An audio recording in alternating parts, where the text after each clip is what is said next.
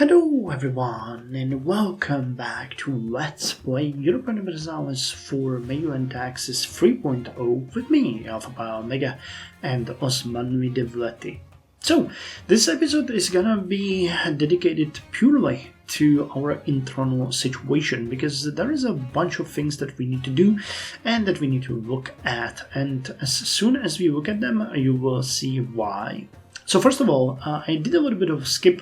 It's 4th of January 1417, so about a year after we left off in the previous episode. I've done a couple of things like released a little bit of our standing army to get within our means. I've dropped most of the forts in our empire, keeping just the ones in the west and northwest active, because if we get attacked it's going to be from this side, and right now we are at a sort of a negative balance, but it's nothing that major. As you can see, so we get a couple of new ships available and one for Summit as well. Oh, cool. It's not a major issue, we're going to ignore that for now. So, another thing that I've actually done that I would like to mention now, because it might interest you, is that I have put both of our diplomats on automatic, but I've also put our missionaries on automatic, because there is quite a lot of provinces now to convert, so I'm going to let them do it, because I don't really care which places they convert as long as it is within our empire. It will be good for us to, of course, convert Constantinople as soon as possible, but it's gonna take a while nonetheless, because you can see that there's almost 114,000 Orthodox people and only about 14,000 Sunni people, and Bogomil 1,324 people. Interesting. So that's I think a heresy of the Orthodox religion. Either way, it's gonna be a while before we get that done. So what I actually want to start with right now is that we got a second merchant from our empire, so we can put it somewhere. We have our merchant collecting trade from here, and we can automatically trade with this area, I believe. Though it would make sense to trade with you. I'm thinking whether or not we want to, because the way it works is if you have a merchant placed in your trade node, internally, as far as the economy goes, you can trade with any neighboring node that also has your territory, but you cannot trade with provinces outside of your territory. So for us, that would mean that we can trade with anyone in this area, and pardon me, with a little bit of this area. So putting a merchant actually here would mean that we can now trade with this part, and I think that's going to be best, because I'm not that interested in trading with the Balkans at this point. So let's actually go with you. I'm going to have you transfer trade power to Constantinople. So it's going to be one thing that's going to be happening. I've also checked that building up the port and roads in Constantinople is actually fairly cheap. It's about 50 gold for each. So we're going to set that one up. Actually, no. They're already building Harbridge. Okay, so that's good. They're already building Harbridge themselves. So that's great. So we can actually just build the pathing, which is going to cost 54 gold. So let's construct it, and now they should be building 3 things. Yep, pathing, Harbridge, and capital. They're actually building a capital there on their own. That's interesting. That's going to help us with the travel time and communication efficiency, and lowers the global communication efficiency and improves Euro centralization and Euro prestige. So cool on that. One thing that I also looked was the governmental reforms. We have provincial leadership here, which is fine. No, that's not the one that I wanted to see. It was the internal structure, wasn't it? Federalism, devolved unitary. No, is that the one? responsibility, minimal central collection. Oh no, it's this one, devolution.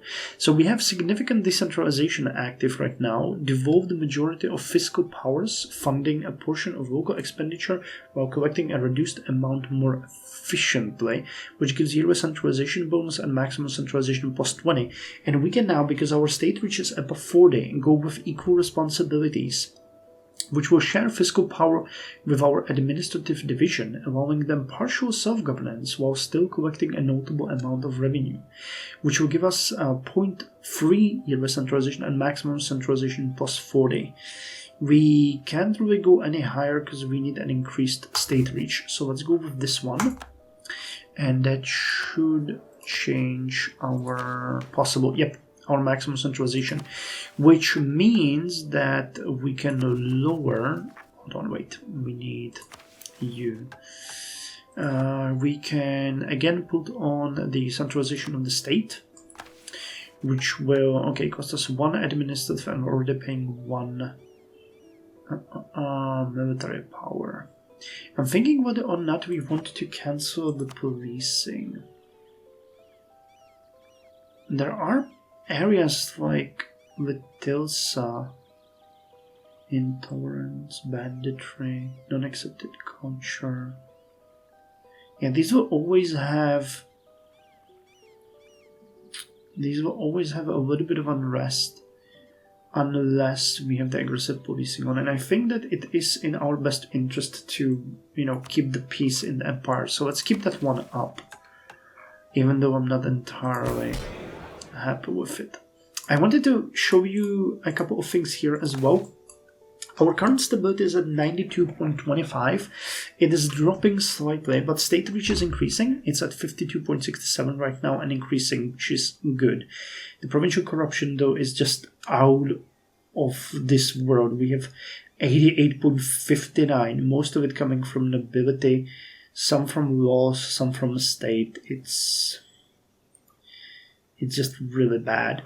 But yeah, that's why our income is so poor. I think one of the ways we can improve that is by increasing the loyalty of the nobility, which is actually extremely low. I was looking at what we can do here, and there is a couple of things that we can do.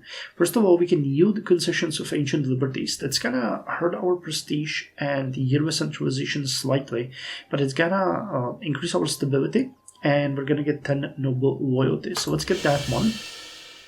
Their loyalty increased to 22, and there was one more that I actually wanted to take, and that was it this strategic marriage? No, that increases their power. This one, this own unpopular relative. Was it that one? It was supposed to give us quite a lot of, additional progress towards stability, 7.5 loyalty, and we get +9 relations with them. I'm thinking there was one more here that actually was really interesting for me, but I don't see it here. So let's arrange, let's disown the unpopular relative. So with this, our loyalty is now 29, which we should hopefully see as a change in income very, very soon. I'm not sure how much it's gonna influence us, but it should start tanking the corruption a little bit, and we should see a little bit of a result in dues and everything eventually. I mean, everything takes time, so it's not gonna change immediately, but okay, that actually tanked. No, see, now the balance is much better. So it's the loyalty of the nobility that we are lacking. It should gravitate up slowly on its own, though it is hard to say what our average right now is. And wait, was it the elite here then? There was one thing that I kind of liked. Oh yeah, there's this state-sponsored commerce, which is going to lower trade efficiency but increase commerce production inefficiency, and it gives us a bonus in burger loyalty. So let's get that one. And there was one more that I kind of liked. I'm not sure which one. It's interesting, there was one that was actually giving us quite a lot of possibilities. Promote secularization. Rather the faithful. Or was it under the leveraging the nobility? I'm confused. Leverage the nobility.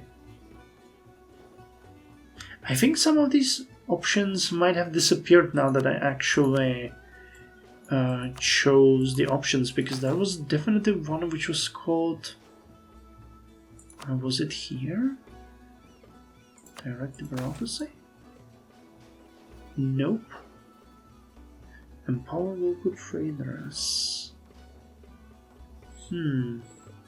Yeah, I think some of these actually disappeared after I took those options. Well, that doesn't matter. There was one really nice which was giving. It was like send out the dissenters. It gave us like plus 50 stability. It might have disappeared also because we were able to increase the loyalty already. So that option definitely could have changed the setup. Yeah, but the income is now much nicer, and we could get more ships. Yeah, I'm okay with this. It's gonna improve itself over time. So what's our next goals, by the way? The Pontic Coast. We need to own all provinces in Chaldea.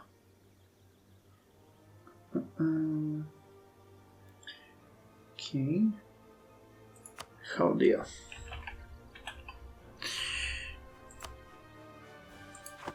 Oh wait, it's just this one. I thought it was more north. No, that's saying Black Sea. So it would be just taking Crab Zone, basically, if I understand it correctly.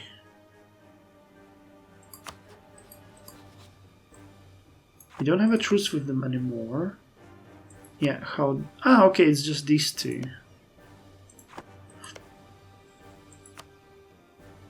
So considering their positioning, this could be an easy conquest. Though I think they had some pretty decent allies. Yeah, they have... Carthalia wouldn't actually join them, and Theodora would. But I see a siege there. Are you at war with someone?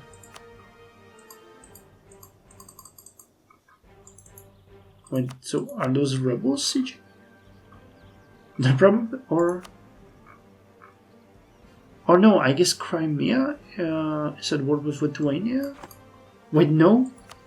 Oh my god, this is all Lithuania! What the hell, these guys are bobbing like crazy. Yeah, and there's a siege over here. Okay, so the rebels. I thought it was over here.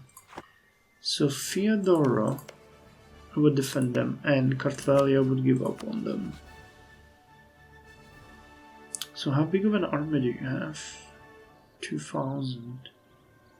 Because we can actually entertain one more vassal. So if we forced them and later on incorporated them into our territory... Oh, actually no, we have military access in Athens. Okay, that one needs to go. We don't really need that one. Let's stop you from the relationship improvement. That one is from the neighboring countries. No? Okay, so it's the threatening countries. Never mind then. Never mind. Okay, so we managed to score a conversion on Constantinople. What are we doing now? 23,000 to 105,000, and it's gonna take a while. Next year we're gonna get the new technologies just to keep up with the situation. So pathing, harborage and capital. I'm interested in seeing they need industrial and knowledge goods. I'm not sure how much. Is it going down or are they stuck? 6.87, 13.74.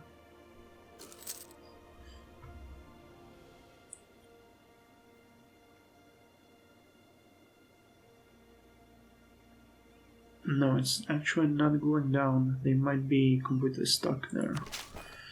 Well, it's gonna unstuck itself eventually, especially once our economy will raise, but... Okay, you're moving to Hokkaido and Kirda. Your religious unity is fairly low. A lot of these stability increase and missionary strength is actually lowered. Well, what can you do? The tolerance is 6 though, nearly 6 for us right now, so that's good. Local unrest is lowered, missionary strength, trusting, that will be blood.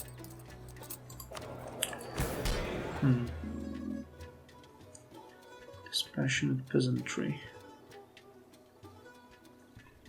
Oppressed peasantry. No, we want to go up, not down. Metropolitan influence. Trade ideas. Yeah, we need to get trade ideas. It is the logical next step. When we get the next idea group, I was actually thinking that instead of the trade ideas, we could get the diplomacy ideas, but we're gonna get them afterwards. Expel the foreign traders. We're gonna go with trade first, and then we're gonna get the diplomatic ideas in the next step. Diana Vici is fabricating claims on us.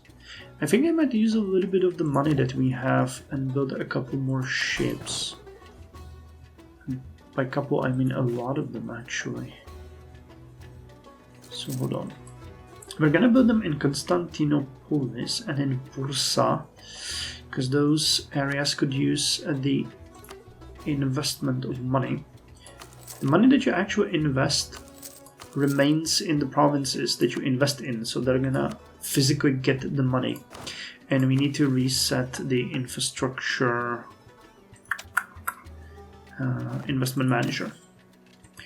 So budget, we're gonna increase it by 10 to 20% of the treasury every 3 years. And we're gonna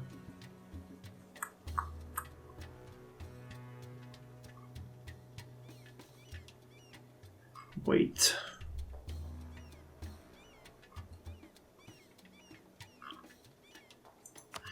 Let me see, how did I...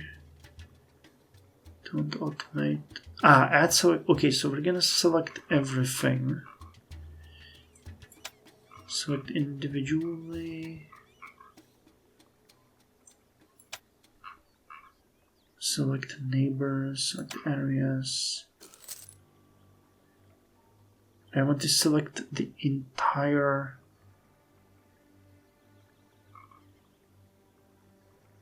Wait, it's not... Okay, hold on. I need to stop clicking this. Select all state provinces. Select all owned provinces. Yes, and now add those to the investment manager. Okay, so that should clear it. Cool. So I think I've done everything that I wanted for now, and I'm gonna let it run for a bit and be back in a year or two, see what the changes are gonna be. Are you guys gonna focus on Constantinople? You're actually ignoring it. Why? Okay, so I guess I'm gonna keep one of you at my mercy and direct you manually. But other than that, things are okay. So I'll see you after the skip, probably around 1420. We're gonna see how things are gonna change. I'm gonna investigate a little bit more at what we can do here, and based on that, we're gonna choose our next actions. So you, my friend, are gonna go to me, and you're gonna be focused on Constantinople. Okay, I'm back. And a number of things are happening that I would like to speak about right now. First of all, we are starting to see a pretty dramatic shift in autonomy of our empire. Many, if not all, of the coastal provinces actually have a dropping autonomy now that we have gained Constantinople as the central of our dominance, which is quite logical because Edirne was landlocked and it couldn't have such a good communication efficiency as we have now. So you can see here the autonomy is already dropping. It's dropping even in places like Anamur, Alania, Antalya, and so on. The only places that we cannot penetrate are, these reddish provinces that have mountains on one side and a lot of land on the other. But eventually they're going to start dropping as well as we improve the roads and get a little bit more efficiency. Why this is important is that we will eventually get more taxation out of these places. We're going to get more manpower out of these places. We're pretty much going to get more of everything, which is amazing and makes me really, really happy. Second thing that I actually wanted to say is that we can now get the diplomatic technology level 23 and military technology level 23, and in 2 months we're gonna get free tenancy, which is gonna give us another idea group, which we're gonna take, and it's gonna be the trade ideas because we want those. I actually forgot why. It was, I think, because of the commercialization, but I'm not entirely sure right now. But still, we're gonna get trade ideas. They're really good, and they're gonna boost our economy significantly. Plus, Turks were always known to be great traders. We can also take a naval doctrine here, which we're gonna do next, and we can, and that is pretty good.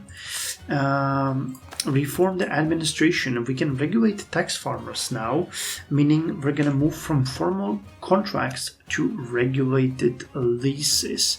I actually don't know if I can see it here somewhere, but I think this will allow us to take it.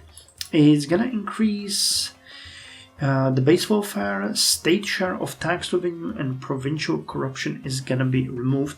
It's gonna cost, it's gonna cost us 200 administrative power, so we have to wait with this one. And 100 military. It also lowers elite loyalty across the board, relations with elites, relations between bureaucrats and the state. Increases bureaucrat corruption, gain 5 state corruption, and lowers progression towards the... Okay, so it is a little bit rough, but we're gonna get it eventually. Right now, unfortunately, we can't, because just cannot afford it, plus it would tank our stability immensely. The stability keeps dropping, if I'm not mistaken. Yeah, it just keeps dropping. It's because of the still low loyalty of the nobility. We need to work with that a little bit. And the bureaucrat's loyalty is actually also really low. But commoner interaction. Could we disperse some food? Temporary tax relief. That's gonna tank our income though. Provide grain for the commoners, that would help. National unrest is also lowered. Let's not deal with that right now, honestly. Let's focus on what we know that we want. So first of all, we can get the naval doctrine. There's a couple of choices here that I like, but I like the merchant navy the most because it increases ship trade power by 43%, which is what we're using our ships for. So our fleet's prime directive is to serve the financial interests of the state. Every effort shall be made to ensure our cargo ships are laden with foreign riches. So let's get that. Next we're gonna take flush planking and full plate armor, and I'm gonna spend 2 months waiting for the free tenancy. So flush planking gives us global trade power plus 20 for the next 10 years. Beginning of the 15th century, European shipbuilders began building ships caravel style, using flush planks to build a skeleton rather than the traditional clinker style of carving the hull first. This allowed shipbuilders to use much less expensive cuts of wood and not needed thousands of iron rivets clinker ships demanded. The result was a much cheaper ship that did not sacrifice quality, so increases ship durability by 2%. And the full plate armor gives us here the armor tradition +1 for the next 10 years. Cavalry shock is also increased by 0.3, and maneuver value of our units is increased by 5%. And enables Hochfliegerei. Okay, so we get a new type of ship available. Gun, I think. Do we? No. Okay, so we don't have access to that one. Never mind then. So this is a Czech or Bohemian type weapon. Full suits of plate armor were worn by some heavy cavalry. Full suits protected the soldier much more effectively than a breastplate, but their cost and weight made them unpopular for centuries. Once they were used in battle, however, their effectiveness was undeniable. So good for us. And now, well, the innovativeness, we don't need that. Now let's unpause the game. I'm gonna let it run till March, and then we're gonna get... Oh, I forgot about the burden of taxation, which takes away a little bit of our administrative power yet again. So it's gonna take a little bit more time to get to the trade. But what I actually wanted to talk to is that in the next episode, we are going to invade Basilia Trapezonta. And we're gonna... well, not annex them, we're gonna vassalize them, because I don't really have that much of a need for them at this point. But who we're gonna annex is Teodoro, because I would like to use this one as a starting point for expansion into the area of Crimea. We're gonna build a fort here, and local fortifications which are already there of level 2 are gonna be maintained. It has a really good trading harbor as well, so it will serve as a great trade point for us, and it has a direct connection to our capital. So the well, wait, no, you do. Well, we can also... oh my god, look at that city. And it has a fort. Okay, so an invasion into Kaffa is a definite possibility once we get involved in a war with Genoa. That, I didn't even notice that. Okay, so that is definitely something that we want to do. Speaking of which, amenities level 3 here, how much? We get 65,000, okay, 64,958 residents in Constantinople, and amenities 3 provide urban housing for 80,000 people, so we have enough. Good for us, good for us, good for us. We still haven't finished the constructions though here. I was checking on that. Yeah, pathing, harbridge, and capital. Though no demanded goods at this point, just labor.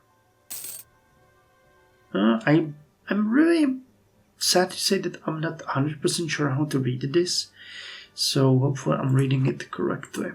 Have we finished the upgrades over here? No, we haven't. It's still constructing the harbridge. Truce with Ayubis has ended. Are we building our bridge somewhere else too? Or was it down here in... Nope, you already have the hard bridge.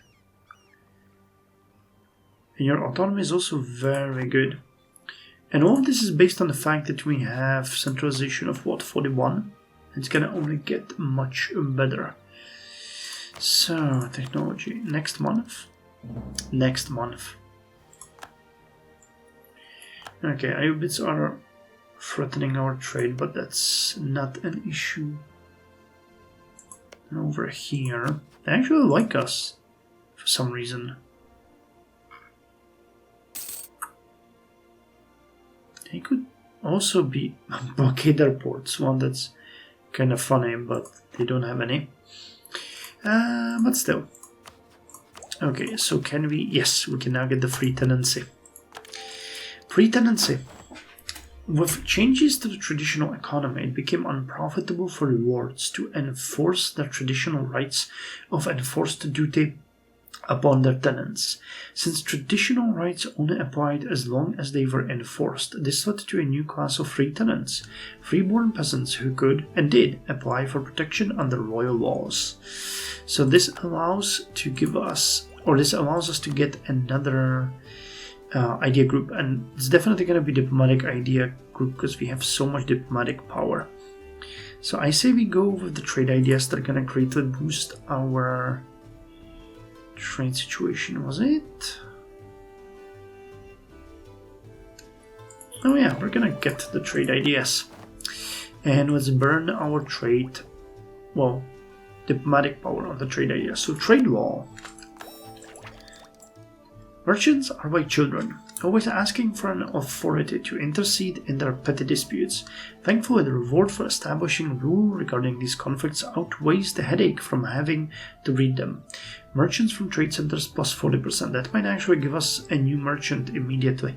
And trade range plus 10. Now we get safe routes. Risk, they say. It's all about risk. This is a code for spend more on patrols. Regardless of our fiscal commitments, there is safety in numbers, and nothing makes for numbers like high traffic. Ship trade power plus 10%. Trade posts. Trading houses permit people from outside a locale to exchange goods with the locals without interacting with customs themselves. As long as we get our cut, we don't care who pays. Provincial trade power modifier plus 10%. Reasonable regulations. Merchants all seem obsessed with dealing in terribly complicated matters. Lending and mutualizing, shares in risk and interests in ownership, dividends for joint options. It's all too difficult to regulate in fine detail, and Lord only knows who could be bothered to remember such rules. Commerce production inefficiency lowered by 10%. Imports and exports. Things go in and things go out. Merchants seem bent on making this all more complicated with their international supply chains and quadrilated agreements. How can free men all simultaneously own the same 5 warehouses in 4 different cities and still sleep at night? Trade steering plus 5% and ship trade power propagation plus 5%. And this one's gonna be the last one. But we are 1 point away from finishing them, which is amazing. Barriers to trade. We have to be careful about how we go about raising money. There are many instances where raising a tax or selling a license actually can reduce our revenue. Even less obvious obstacles, such as whose petitions are heard, can discourage enterprise. So caravan power plus 10%. Damn, I don't think I've ever burned this much power in such a short time. So let's see what the game does with all of this information, how it changes our income pretty dramatically.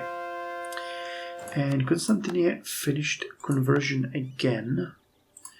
So I'm gonna send you there once more, because we've been doing pretty well with the conversions so far. How many people do we have there now?